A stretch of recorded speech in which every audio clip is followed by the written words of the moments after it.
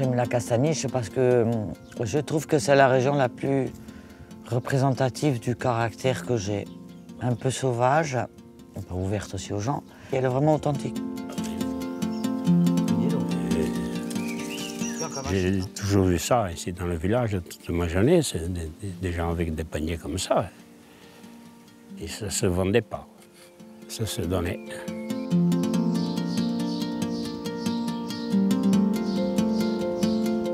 C'est une viande de croissance lente, comme elle est persillée à l'intérieur. C'est ça qui fait la spécialité de la charcuterie corse.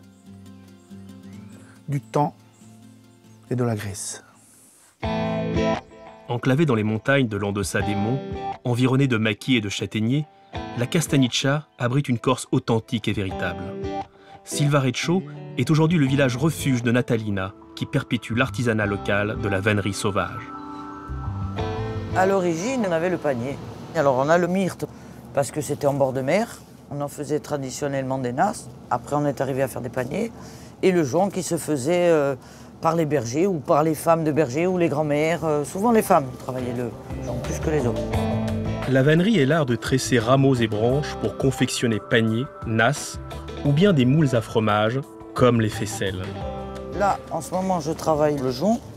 Le jonc qui est ramassé en bord d'étang, le jonc maritime, qui servait à faire les fromages frais, le brooch qu'on appelle, et puis les fromages traditionnels.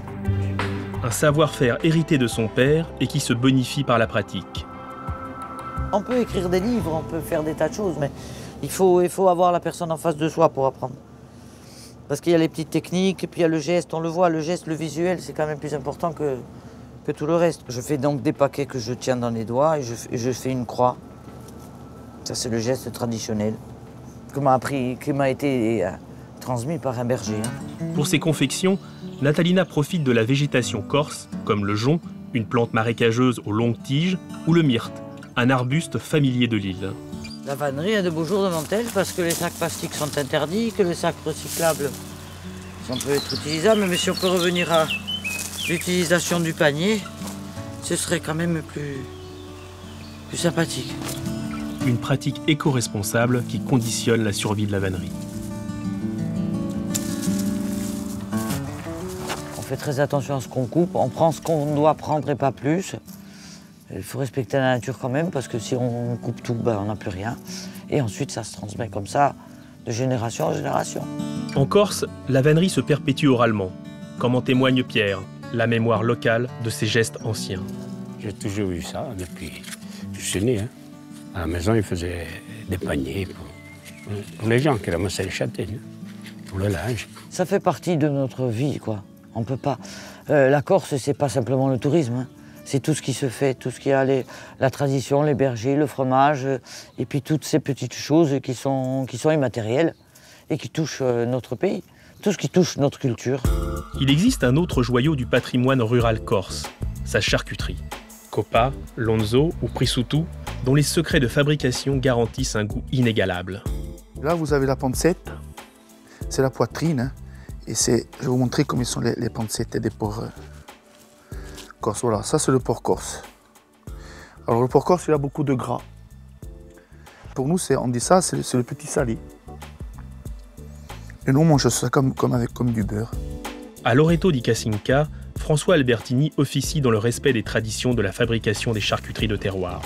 Berger, éleveur et charcutier, il possède son propre élevage. Car en Castanicha, autrefois, la coutume voulait que les familles cuisinent elles-mêmes leur porc. La Corse a toujours fait sa charcuterie. Il y avait les bergers de cochons qui avaient 7 ou 8 truies et qui faisaient naître des porcelets.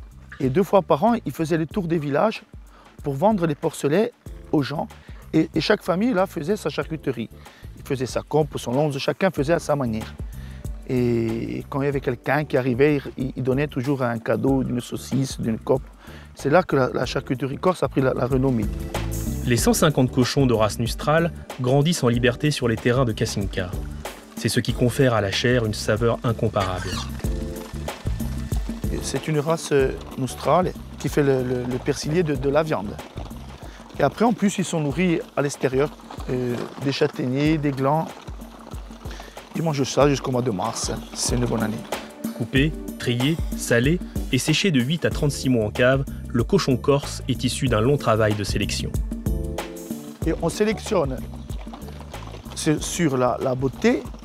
Après, on garde même cet instinct de revenir, d'être gentil avec nous, de ne pas les vagabonder. Voilà, la sélection qu'on fait, que j'ai le rôle de faire quand je suis berger. En somme, l'histoire d'un patrimoine authentique, commun au monde entier. Et on est authentique, on fait des petites productions. Il faut avoir la passion. On n'est pas bien là. La transmission est un devoir, donc je me dois de transmettre. Mon père me disait toujours encore ça.